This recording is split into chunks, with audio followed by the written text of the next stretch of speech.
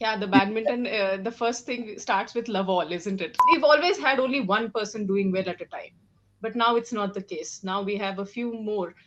China started beating a few of the Chinese player. It started Yeah, off they from. call it China versus China. I love your statement. Oh, I will really? vouch for that.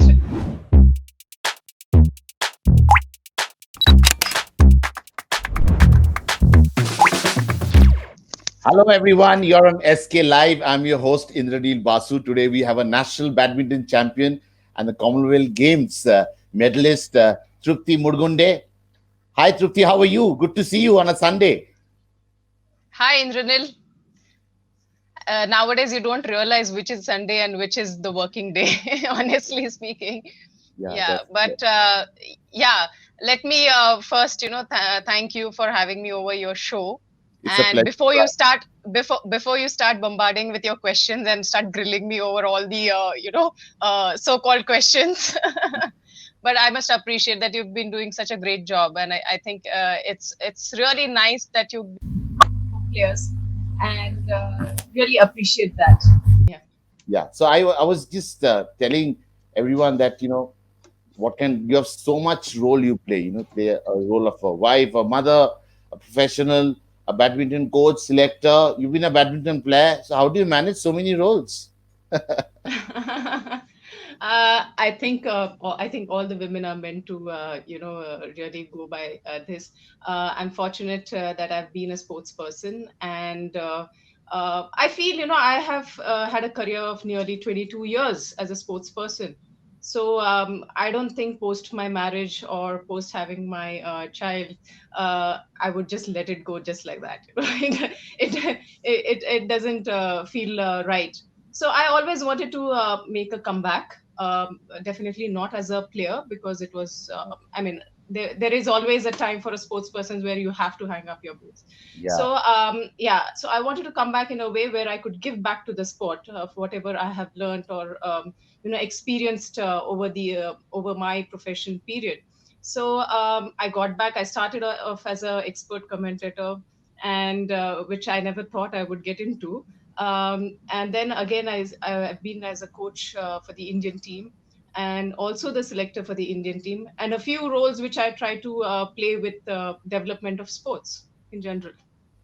post retirement, which has been the most, uh, that role which has given you lot of pleasure. The most desirable role is the role of mother, role of wife, role of coach as a selector. Which role has given you the maximum satisfaction?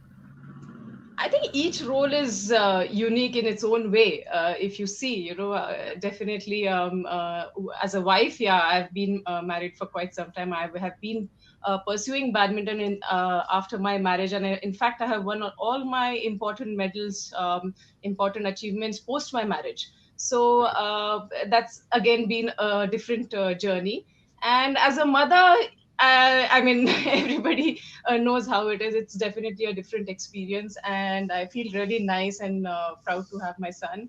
And now coming back as a coach, yes, being a player was far more easier, I can say. Being a coach is a lot of responsibility, and it's just not you're thinking only about yourself, especially when you're a player. You end up thinking, what you want, what you everything is around you. But here it's a bunch of players which you really have to cater to, and in a different way. No, you're more like a parent to them rather than, I would say, as coach, because it's not only on court but even off court. A lot of things have to be taken care, whether they've been sleeping well, whether they've been eating well, and because all that matters when they come on court. So Absolutely. I think, yeah, yeah. So I hope I'm doing justice to all the roles which I've got into now. Absolutely. I mean, you just have to pour your heart. I mean, you just have to put your everything, and it just everything falls in place. How you're managing without badminton in this lockdown? It must be a little frustrating. Home, office, home, like that. Yeah, I mean, yeah, post my retirement, that has been my routine. In general, I've been working with Indian Oil, Yeah. and we come as an essential service during, especially during the lockdown. So we've been on the go from the day one of the lockdown. So it is tough. but at the same time it keeps you occupied. I never felt the lockdown at all because it just kept me on the move every single minute. And I think as a player you learn a lot of things, a lot of life skills, and you know how to be more organized, manage your time. So I think I have been working, or rather I've been able to do it only because of time management. And it's again your willpower, your passion for it. So that definitely plays an important role. So when do you see badminton returning in full swing? We'll have to wait for a while. I think we still have a little critical situation, as all over India. And I think it's happening in patches. Some places are getting better while the cases are rising up. So we will have to wait. I think it is important to be a little more patient. We've been patient for last 3-4 months. I know that the most important event is, coming up. That is Olympic, which everybody has been thinking about or dreaming about to be at. uh, so I mean, we just have to be patient at the moment because things are still not clear on when we can get back to the court as such. This is a little encouraging sign, even though it's not badminton. Cricket being played in UAE, the IPL probably will happen Hmm. in the autumn months. That's a little encouraging for other sports. Don't you think? Yeah, to begin with, yes. I mean, IPL, now that they've made an announcement that it's going to be conducted in UAE, I think it's going to be a closed doors again. Yeah. But yeah, to begin with, yes, we'll have to see how it goes. That also will allow us or give us that confidence for the other sports also, how we can take forward our own sports or the tournaments every in that way. So how are these badminton players shaping up? I mean, it's not easy to go and play, get a partner, find a partner, and do the practice, necessary practice. So how are they doing? Are you in touch with these top players? Yeah, I have been in touch with a few of them, and I think what has happened. I feel they should take it more like a more rejuvenating period for them, because most of the top players this year I mean, as I said, the Olympics was slated this year, and everybody since last year have been on their toes because of being the Olympic qualification year. So they had to literally go out and play most of the tournaments, and whenever the time they had to train for the tournament, so they never really had a time off as such. And it also plays a toll when you're continuously doing that routine. So having this kind of a break, you should take it more like a good thing which is come in. And everyone has been having their strength training, which is what they access what they have at home or just in and around their place. So that way they're trying to keep themselves fit. Of course, getting on court training, they will have to wait for a while. But I think even the visualization, what we call, we start in our subconscious mind thinking how we going to play on the court. That helps quite a lot. And so that's literally that you are actually on the court and you're playing. So all these kind of things help. And I'm sure they all have been doing regular training. They're all very well aware of what they should do and not do, because the supporting staff is definitely accessible to them. So that is what has been going on with the players as of now. You also have a badminton partner in your life, your husband, Abhijit. so so he's retired long time ago. So I mean, you guys still do a lot of running around, lot of physical activities, training, and all that. Because sports person is always a sports person, no matter what. So do you still do that? Yeah, in fact, Abhijit has been running his own badminton academy in Bangalore. Yeah. Yeah. So he's definitely on the regular basis, he's attached with the academy.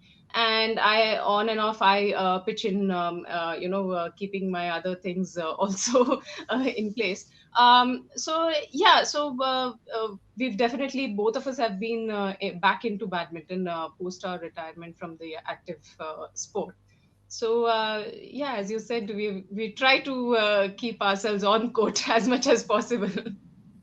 There is a feeling. I mean, every badminton player. I mean, male, female, and eventually we see them as couples. So what's this magic? I mean, why? I mean, they play well. I know mixed doubles happen, singles matches are there, but they eventually become couples. I've seen so many cases. So what's the secret? What exactly happens? I mean, they play badminton. with each other so much that they fall in love with each other. Yeah, the badminton, the first thing starts with love all, isn't it? So, I mean, coming back to that point, yeah, I mean, if I have to see my own case or what I see a few of them who've got married within the badminton fraternity, I think Allah. after a point, yeah, now it's been a lot. We're not as much in during my time, Yeah. but what I felt was that, you know, when you get into the Indian camps or Indian team, most of the times you're together. And then I personally never had a college life as such, because I was in Bangalore and I was studying in Pune, so I used to just go back and write my exams. So it was never those college friends and hanging out and all that. That was not happening, because in Bangalore I didn't have anyone apart from badminton known to me as such. So this is how it happens to most of them, because once you're in the camp, day in and out, you see, you know, the similar, the same players around you and everything. And in fact, you end up actually spending more time with them rather than your family. So, uh, yeah, yeah. So the day you wake up and you see all of them again before sleeping, you know, the entire day you're training and everything. So I think it just happens. The interests happen to be same. You end up, you know, having the similar topics which you do. So I think that's how it just creates the liveliness for each other. I mean, they say that, equal opposite poles repel. So, so, you know what I mean? Yeah, So, yeah. people in the same profession, they don't get along. But, badminton, they have a very good strike rate, the sport as such. All the couples, they're doing absolutely, They've they balanced it well, you balance can say. very well.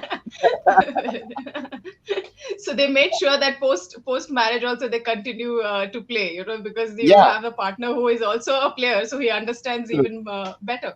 Yeah, you and Abhijit also started off as mixed double partner. There was that Bahrain, uh, at Bahrain Open and all that. You guys played together.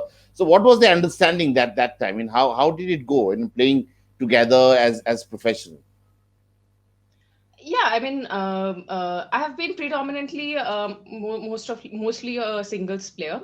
Yeah. Singles has been my priority throughout. Though I was a doubles national champion and I have played doubles at the internationals whenever I was required to, you know, pitch in. So I did enjoy playing doubles, and I've also played the mixed doubles earlier as well. But when you get into an international standard, you will have to concentrate on one of the event, you know, because it gets very difficult to have singles as well as playing doubles when you're at the international level. So I had definitely chosen singles, and then I wanted always to also get into the doubles. And it just happened that you know, we just happened to play a tournament, we did well, and then it just started off with that. So we just thought, why not, you know, you just if you're doing fine. We played a few more tournaments, and I think that's how it just started. I mean, we've seen in last 6 7 years, we've had so many Mm. players coming, Sindhu, Saina. They did well. They did well in the league stages. They played well in the knockout, but they lost so many finals.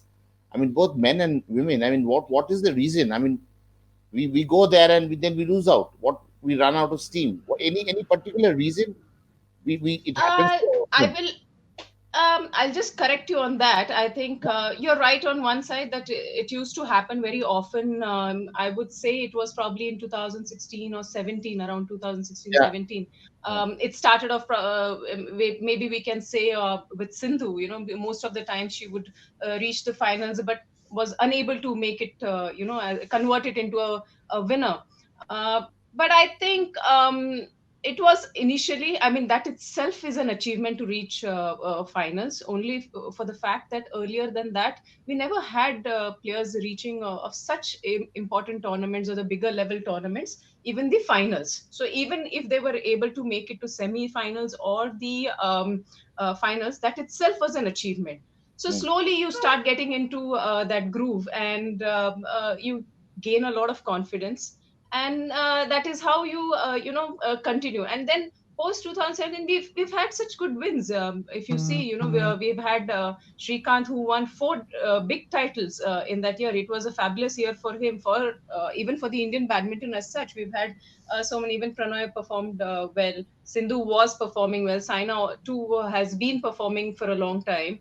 So now things are different. Now everybody is actually I would like to share here one funny thing. What happened, I've been coming on a lot of news channels as an expert commentator, and I suddenly saw a dip, why I'm badminton is not covered. Our people are reaching, our players are reaching quarterfinals and all. So one of the media guy told me, no, we'll start covering only from the finals now, semi-finals or finals. I was like, why not from quarters? Because I used to get calls right from the second round if anybody won a bigger tournament, second round, and I would be on air, from then on until the finals.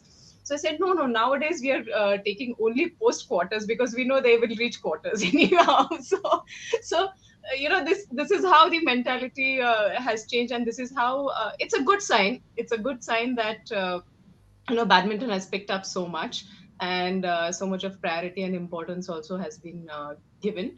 But now I mean, coming back to the point, why they choke at the last minute or run out of this team.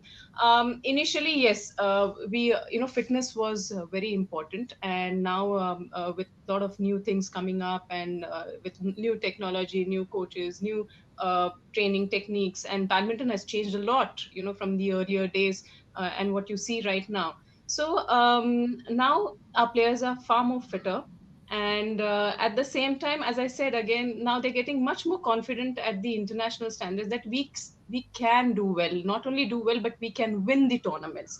So that is giving a lot of confidence to even the upcoming players now, that when they see that our seniors have actually won the such big tournaments. So that gives a lot of confidence to the juniors. So how do you see this game going forward in like in next 5 to 10 years? Where do you see Indian badminton placed? I I mean, if you see the last about 7 to 8 years, or Saina started doing. It's definitely it started with Gopichand in 2000, where after he won the All England, and then followed by Saina, where she started performing at the international stage in various different tournaments. So it also changed with the level of tournaments, and then the numbers also changed. We didn't have only Saina, then it was Sindhu, we had Shrikant, Kashyap, Pranoy, few more Saifranit who started coming up and started performing well. So seeing these, as I again come back, saying the juniors are now following them.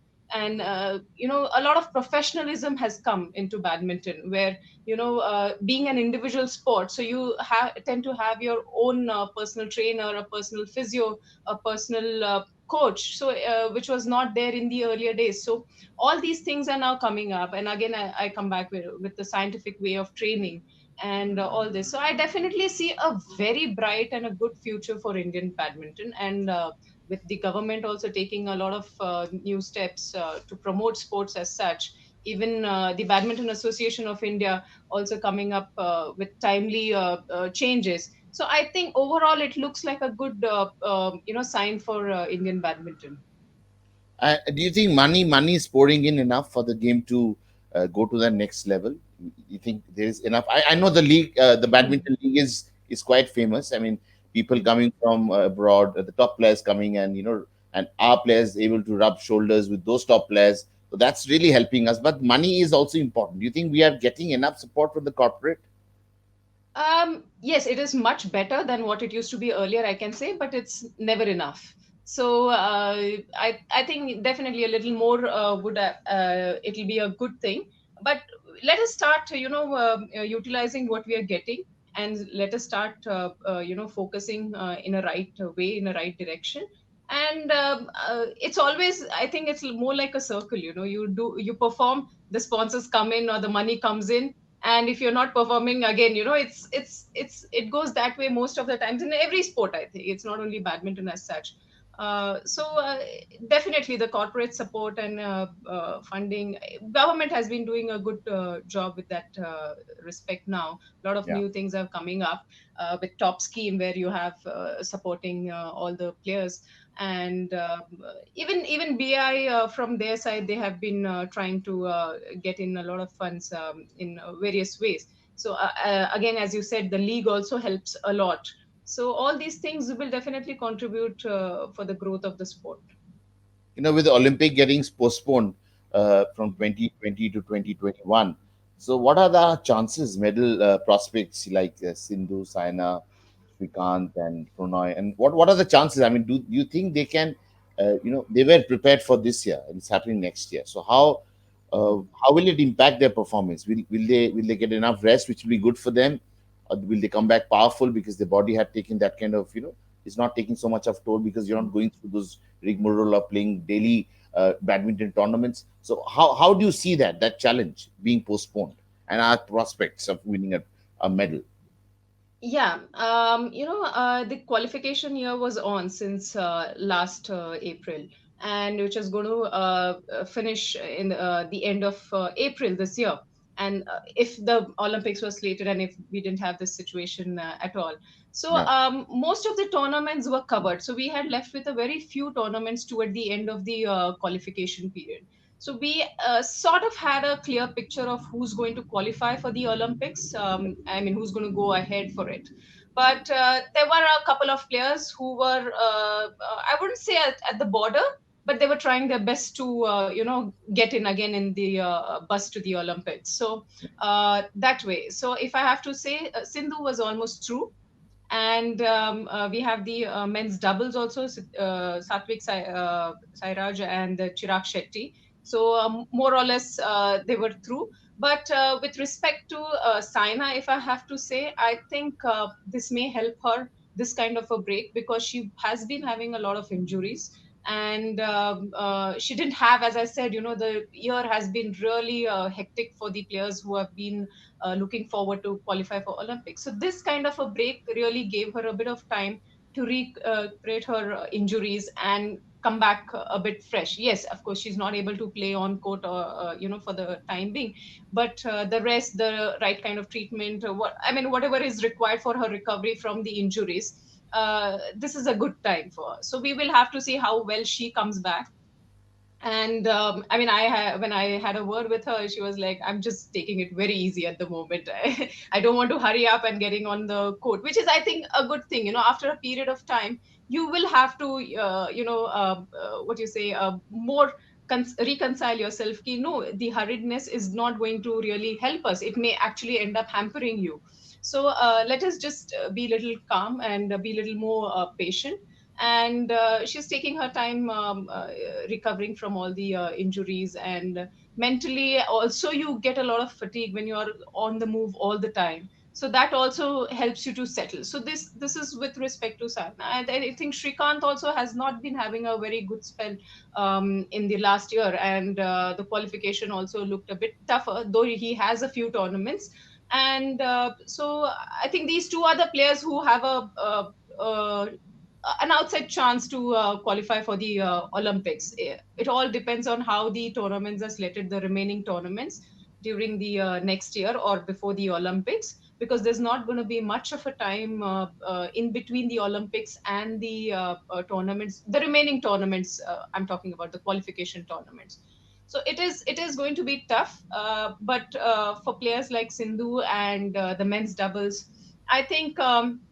Even Sai Praneeth has almost through, but he will still have to maintain his performance to have a confirmed berth in at the Olympics. So they just have to maintain their fitness and at the moment, and just keep themselves very positive, and let not the negativity what is going on outside just sink into their mind, and they just keep themselves more cheerful, and they can this is the good time to actually explore a lot of things. You can read a lot of things. You can see what things can be good for you. And so it is a lot of generally when you don't get time to do these kind of things in on your routine days, so they should take it more positively. I think this will definitely be helpful for them. Isn't it slightly worrying because you're not playing regularly, not playing against an Hmm. opponent, and those muscles which are required to be used to Hmm. play a match, those muscles are not being used to that extent. So when you come back to the court after a break of, let's say, 5 to 6 months, don't you Hmm. think there's a possibility of getting injured and things like that, which can happen to any sport? But isn't it a worry, for little worry for people who are actually playing at that level and carrying that burden of getting us medals next year? Yeah, but if you see on the other hand, the one good sign is that you're working more on strengthening, so which helps you from preventing injuries. And as you said, certain movements which are different when you go get onto the court, because badminton is such a agile and fast game, where Yes. at times you end up doing some moments which you probably will not be able to practice it off court. But that's how the sport is all about. And so but they have been working, everybody has been working, as I again say that with a lot of new technology, the scientific way of training, everything has been going on. So to mainly it is to prevent the injuries and keeping yourself fit. So if they are able to do all that, for simple things, if to have your hand moving, the wrist work, people have been using their home wall and hitting the shuttles as hard as possible. I'm sure they're going to have broken walls very soon if they continue to do so. But so this is how you can have certain things off court, where you can have your wrist movement, or certain movement like lunges and all what we normally do on court. So Yeah. and if you have a decent space in or around your house, you can do we call it as a shadow play, which is done without the shuttle. It's only basically the movements what you do. So With your if racket. that can, with your racket, with it's as good as you're doing all the hitting as hard as using the power and everything, except for hitting the shuttle. So which is called a shadow. So you, if you have a decent space, you can do those kind of movements and keep you, so it helps you for your cardio as well as for your movement. In fact, you can improve certain movements during this time, because you have enough time right now. So all these things, let us just make it more advantageous, and let's not say that this is what the thing is and I'm not able to play. And for players, the top players, definitely I think they can make a comeback. A 2 months training, I think on court I'm talking about, is I think a decent time for them to make a comeback. How many hours do you have to put in? A professional badminton player like Saina, or when you were playing, professionally. So how many hours would you put in for practice when you're not playing a tournament? How many hours Okay, of? so but yeah, so when we are not playing a tournament, so again we have different spells, when it's a time of a tournament season. So just before the tournament, you have a different training schedule, and you have another different schedule when you're in off season, when you don't have tournament for a while, because the load what you take that time is a bit more compared to what you will be doing it just right before the tournaments, or in between the tournaments and all that. So I think I would say roughly about 6 to 8 hours everything put together. You have different sessions. You have the gym sessions. You have 2, 3 on-court sessions in a day. And various sessions. There are times when you're not actually hitting the shuttle, as I was saying again, coming back to the shadow play, where you're not hitting the shuttle, but you're still on the court and doing the badminton training, with very badminton specific training. Yeah. So I think about 6 to 8 hours, and the intensity just before the tournaments definitely increases. The load reduces, but the intensity becomes higher. They say when you're really tired, and if you can put those extra 15 to 20 minutes, that gets you the stamina. Like if you're running, let's say, if you're like Yeah. dead tired, you just want to build on the stamina, that those extra minutes really help you to build the stamina. Coming to training, we hear a lot of positive things about Gopichand. I mean, we saw he was a great player, when he won the 2001 England Championship, came back, and he became quite a reputed coach. And what's with Gopichand? What's his mantra? What makes him a very successful coach? I think this is the question everybody has been wanting to know or have been asking all the time. But I mean, hats off to Gopi. What he's done to the Indian badminton. I know him. I moved to Bangalore when I was 14. To pursue badminton. From Pune to take it a one step higher, and I joined the Prakash Padukone Academy. And at that time, Gopi was a part of the Prakash Padukone Academy. So I have seen him in those days. It was before he winning the All England.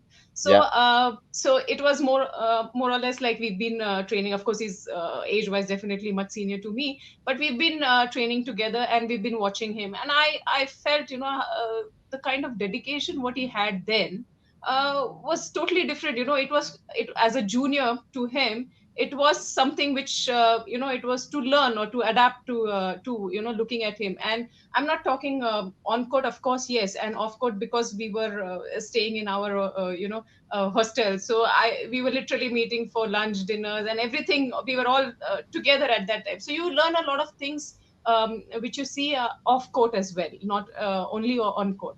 So that was the time. Then there was a time when both of us were in the Indian team when we played the 2002 Commonwealth Games. So again, as a teammate, as a captain, as a mentor, then he took over as a chief coach. So I still was a player. So I've seen him in very different roles. As a person who's training with me to a teammate and becoming a chief coach, where I'm still as a player. So I think it's been his sheer dedication, hard work, and what I feel is that he has a very clear vision. When he has something in his mind, he's very clear about it, that this is what it is. There's no what you say being very hanky panky or not sure of anything, whether this will happen, not happen. He has taken some bold steps in between during his career as a coach.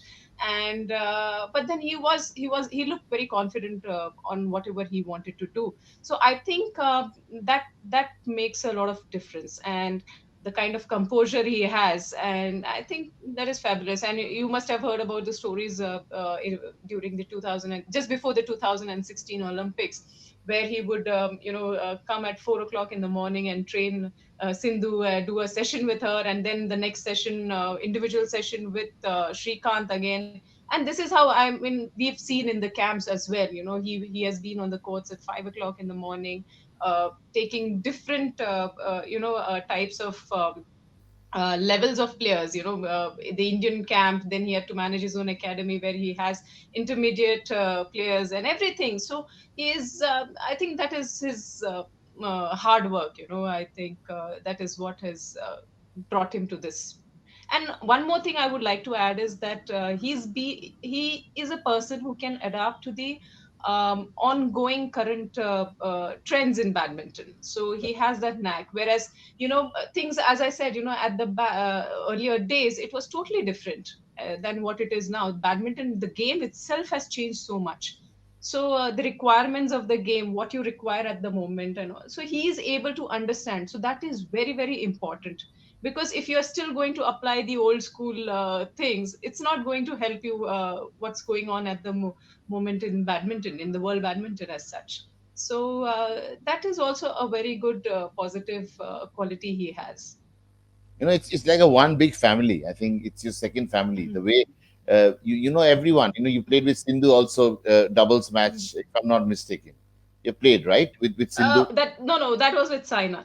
We played China, the China, Commonwealth sorry, Games. sorry, Yeah, sorry. Saina. So so it's like one big family. Everyone knows about everyone, which is how it should be. And that's why Mhm. it's growing as a community. It's really coming forward in a big way. But talking about your achievements, in we have a question from the reader. Your first international, which is the closest to your heart, your first international medal or something, you won later. Mm, okay.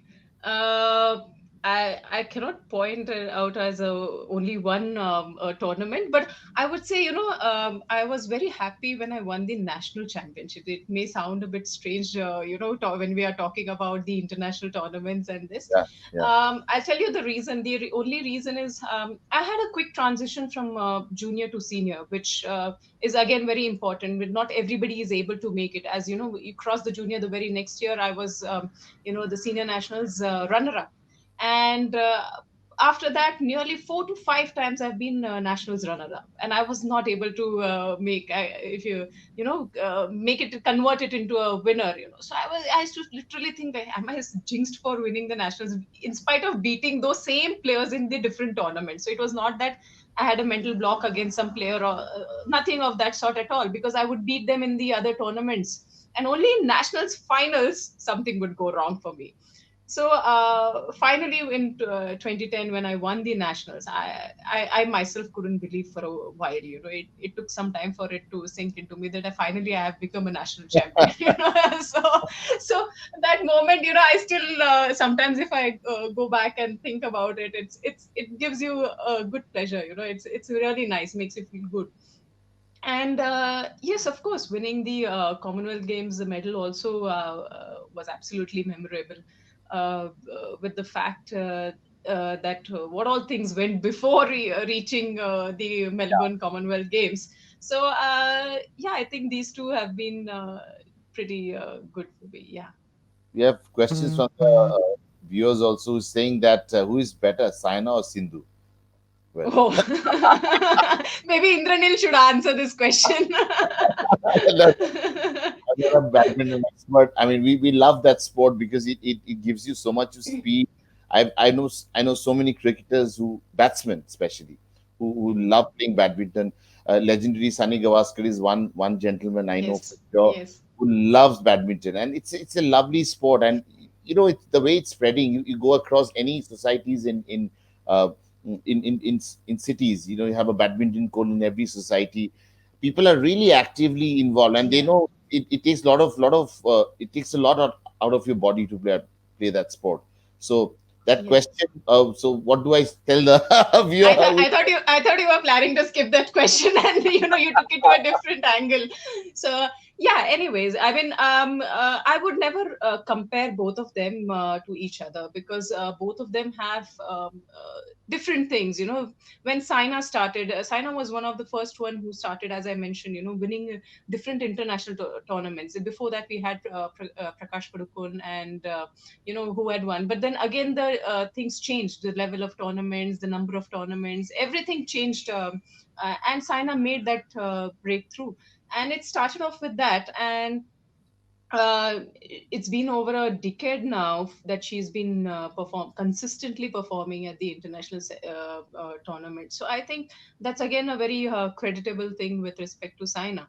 And so when Saina started, there were a lot of things, a lot of trial and errors which kept happening. Then when I said, now it's become a more professional tournament. Sorry, professionalism has come into badminton. And that's when it started to have a personal physio, whereas for the Indian team also, we never had a physio traveling with us. So now you have a physio traveling with you, you have your trainer traveling with you have your coach traveling with you, which we never had it in our days. So that kind of professionalism started since then, when Saina started winning and started doing well.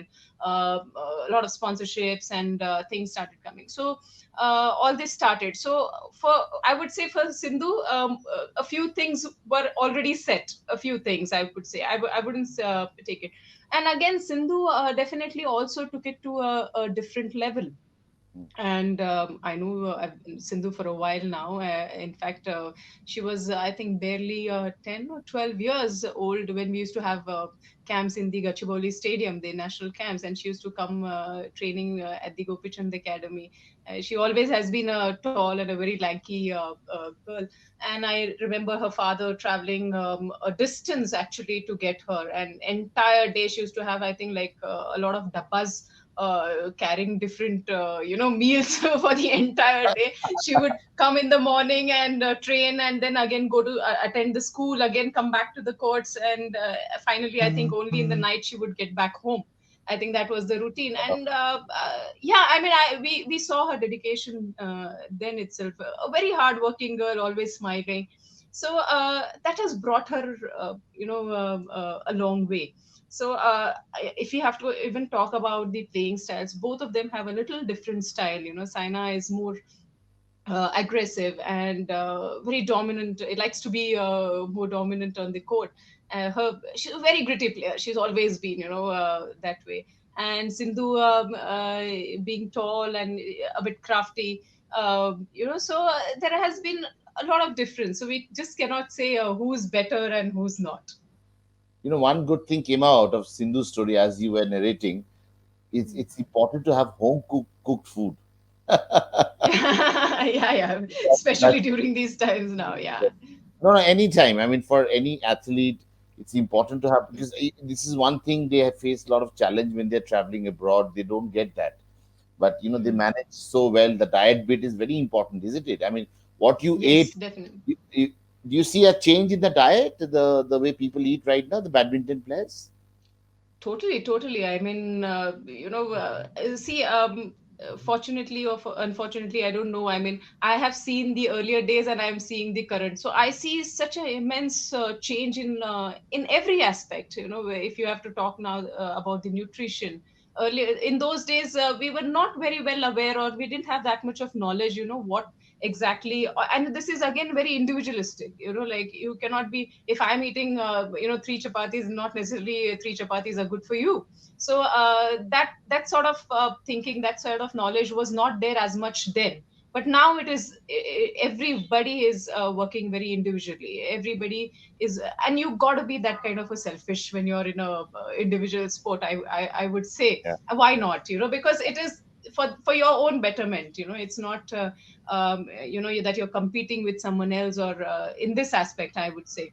So all these changes have a lot more come in.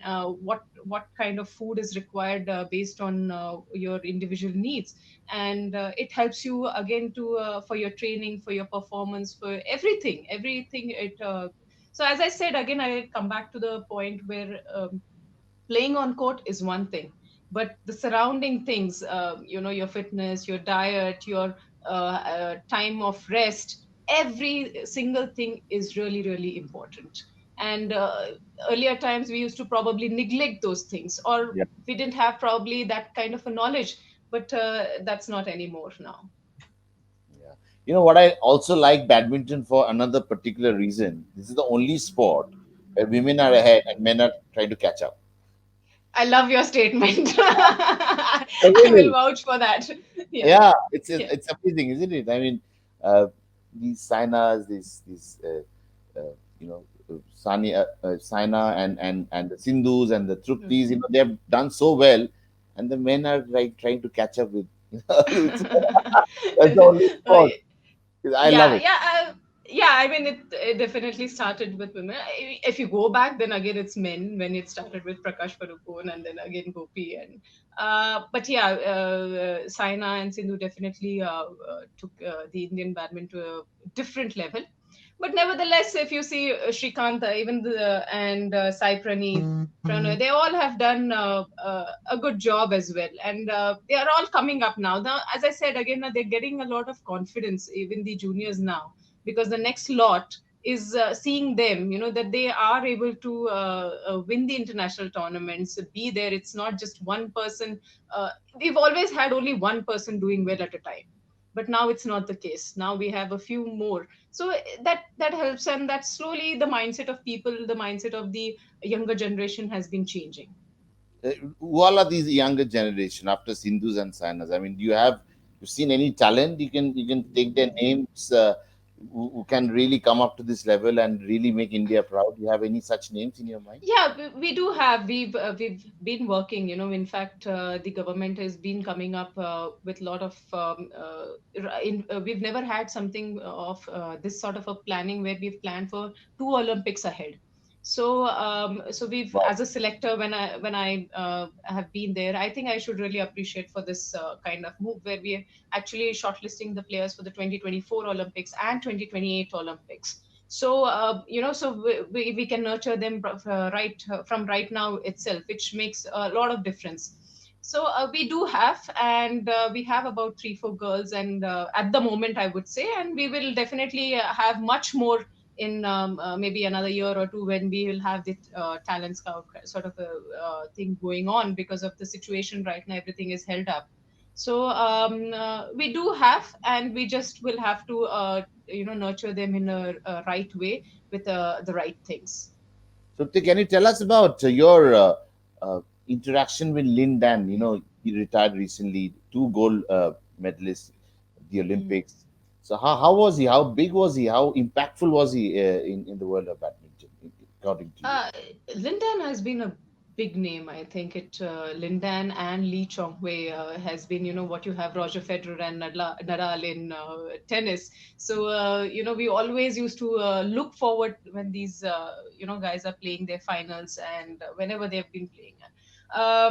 Yeah, I mean, Lindan and both Lee Chong Wei have been from my batch. From the juniors, we've been You must have from the met same. them and all that. Yeah, we've met, but unfortunately, Lindan was not so much well versed with English. So especially the Chinese, they're not very well versed, and they don't mingle. Either it is their way of discipline, or either it's the rule. They don't mingle as much as the other country players mingle with each other. So we've not had much of interaction with him as such. But with Lee Chong Wei, I can say that because he was well versed with English, we used to have a lot of conversation, and he was an hardworking player. In fact, I used to enjoy his game the way he was if you've seen him play, he's pretty short for a to be in the men's singles, but he never made it feel that it's something negative for him. He was so bouncy, he was so swift on court, and I think this is one good thing.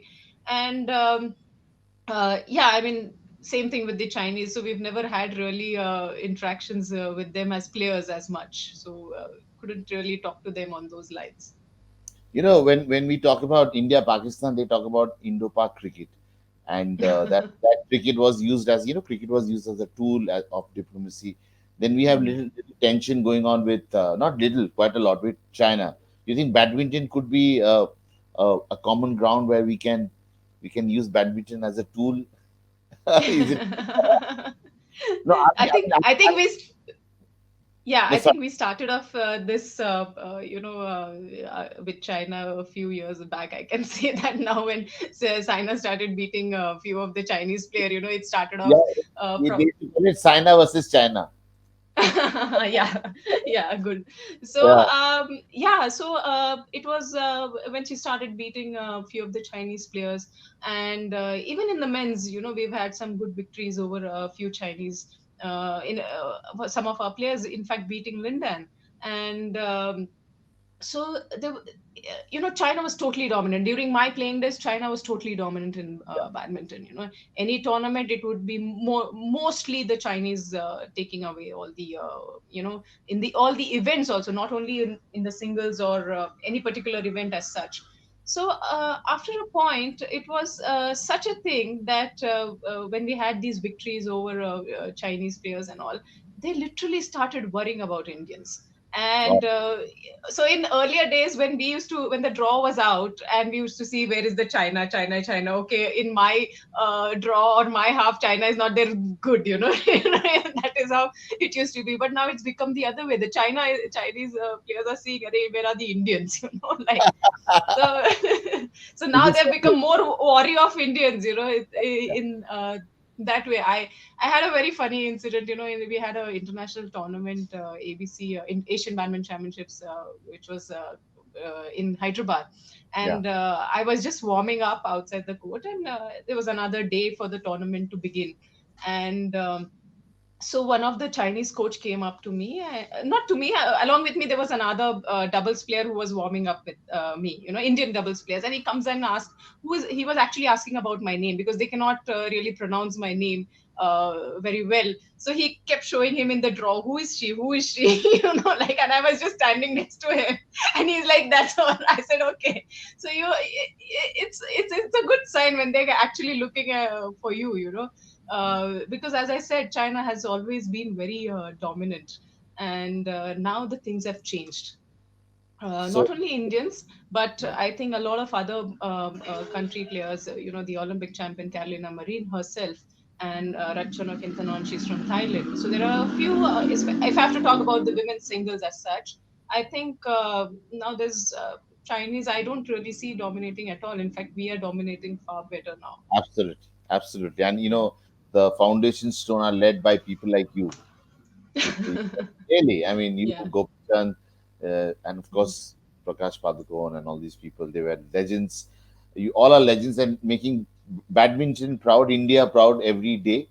And hopefully, badminton returns to court as early as possible. Hopefully, things get normalized. And thanks a lot for coming on SK Live. It was really pleasure having you. We chatted. I can go on and on, but you have Veer waiting. You must be wondering what is Mama doing. I mean, she's been. So No, yeah, I prepared him for this. yeah. So Yeah. on a Sunday, where did she disappear? So yeah. So Yeah. thanks a lot for coming on SK Live. It was a pleasure. We look forward to meet you face to face once things get normalized. Thanks a lot. Thank you. Thank you so much. It was my pleasure to be on the show as well. Thanks a lot. And I think, Pleasure. if I'm not wrong, this was your first interview with a badminton player. So, is that I so? did do, yeah, probably, but I didn't do badly, right? I haven't come across, so I can take that. I can be the first one. I can say that. Yeah. Yeah, because we have a Uh, lot of questions, a lot of things which happens. We see lot of things happening on the field. It's nice to get those first-hand account yeah. of how what it takes to be a champion, what it takes to play, represent India, which is quite nice. And you Yeah. guys really make us proud. Yeah. So because badminton, as I would just say, we just it's a very public friendly sport. You really don't require a court. Anybody from your family, right from a 4 year or 5 year old until 70, 80 year olds also we have hitting the shuttle. So it's a very yeah, it's a very common sport. And now the when our Indians have started doing well, the interest in badminton has really gone up in India. So I think something like this, when they come to know, how things happen and how things have evolved in badminton, it will definitely, make an impact on them. Absolutely, A and positive one, a positive one. I can't still forget that night when Saina was playing that final. Sindhu was playing that final game uh, in the Olympics, and she won the silver. Yeah. That every Indian was hooked to the television. So those are the Yeah. moments we really cherish, and we hope it comes back every other day. And this is how badminton can really I prosper. think Thank that you. was the time we overpowered cricket, So that was that was the time when we really overpowered cricket. So That I'm day, really yes, proud to be coming from the badminton fraternity. Yeah. yes, Thank you yes. so much, Indranil. Thank you. Thank you, Yeah. thank you. Okay. Good day. Stay safe. Bye. Bye.